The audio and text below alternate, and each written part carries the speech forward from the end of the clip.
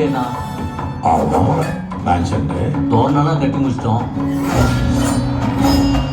ஆமாம், கட்டி இருக்கோம். எல்லாருக்கும் விருந்துக்கு பிரியாணியும் ரெடி பண்ணிட்டு இருக்கோம். சரி, அதுக்கு என்ன இப்போ?